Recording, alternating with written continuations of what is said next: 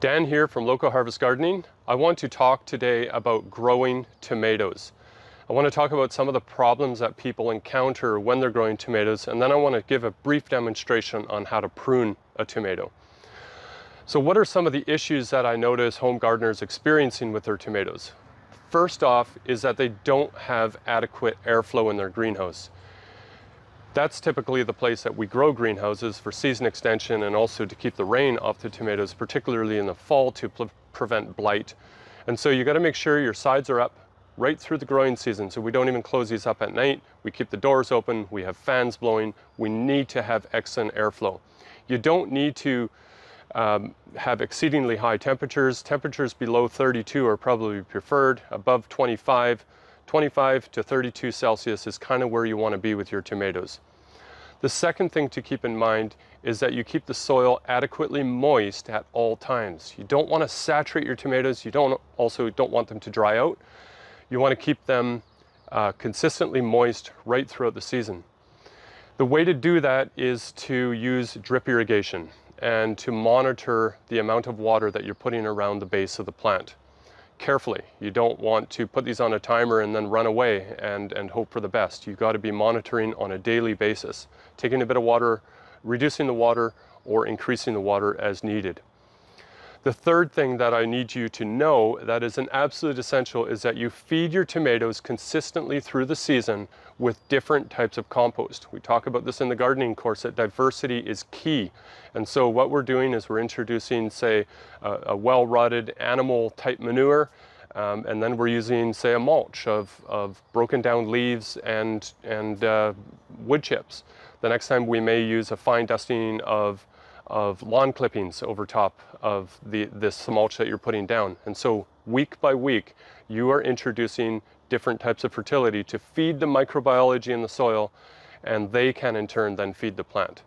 So really good compost around your tomato will allow it to grow well right throughout the season. They're heavy feeders, and so you got to remember that. The third thing is that if you are using a pruners for these vine type tomatoes is that you have a sharp, pointy scissors, and that's nice and sharp. And so this is really important for you to keep in mind as well. So I want to just now give a brief demonstration on how to prune a tomato and what are some of the important things to keep in mind as you're doing that. These vine type tomatoes will produce a sucker at every leaf joint, also known as a node. So every time this plant produces a new leaf, it will try to push out a sucker. And that sucker is simply removed with a sharp scissors. You can see this tomato was already done. Okay, so I got a sucker removed here. Obviously this is fruit, we're not going to touch that. Leaf, sucker, leaf, sucker, leaf, sucker. Okay, and we go all the way up, and I actually see a new sucker forming on this particular plant, and I'm just going to remove that with my scissors right in here. Snip. Okay. Now I wouldn't touch anything up higher because you might be in doubt as to what's going on there. So just remember that just do the suckers that are obvious to you as the plant is growing. We use a tomato clip. We tie up our tomatoes on this, up a string, using a really simple little tomato clip. And this is really powerful because the clip actually locks onto the string and then clips around the tomato. And they're reusable as well for many, many years.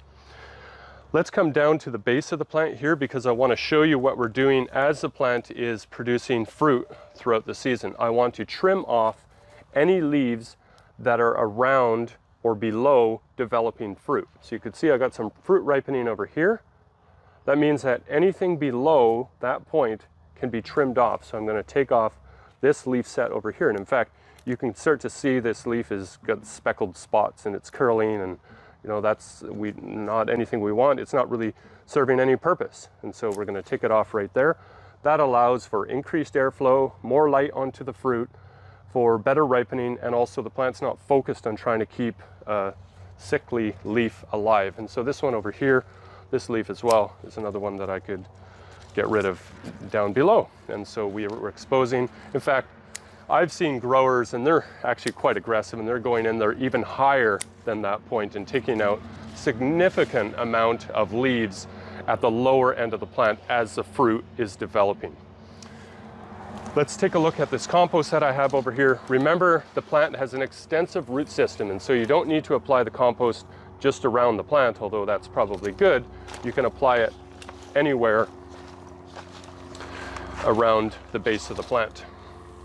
And you'll notice that as these plants are feeding, they're actually sending roots into this mulch that we're applying throughout the season. You can see the roots. These are the feeder roots. If I dig up some of this mulch that was applied about a week ago, you can see the plant roots are right at this point. And so the plants are excited when we add this type of compost around the base. Okay, so I've given you a brief overview of how to grow tomatoes, some of the problems that I've experienced and noticed other people struggling with. Just a brief summary: make sure you got excellent airflow. Number 2, not too wet, not too dry. I'd rather see things actually a little on the dry side. Make the tomato work. Number 3, important thing to keep in mind is that you feed your plant consistently throughout the growing season with different types of compost and mulch. Number 4, prune effectively using a sharp, pointy scissors. And when it comes to pruning, remove all suckers on these vine-type tomatoes, the indeterminates, and trim off lower leaves that are starting to get diseased, not functioning anymore, so that you can allow more light to penetrate into your plant so that your fruit can ripen and you have increased airflow in your greenhouse. Dan from Local Harvest Gardening. Check out localharvestgardening.com for more information. Thank you.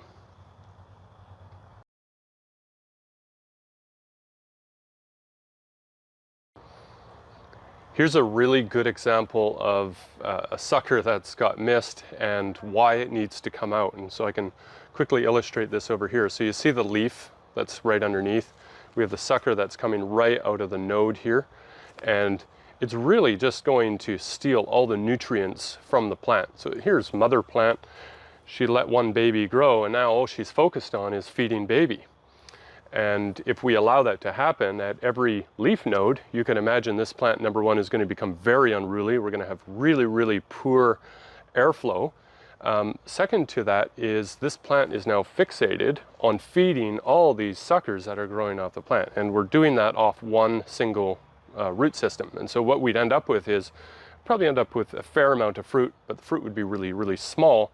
But I think overall, like poundage wise, we'd end up with less fruit, even though it would be maybe more abundant in number. So this guy here has to come off because it's taking away valuable nutrients from the mother plant, and so away it goes.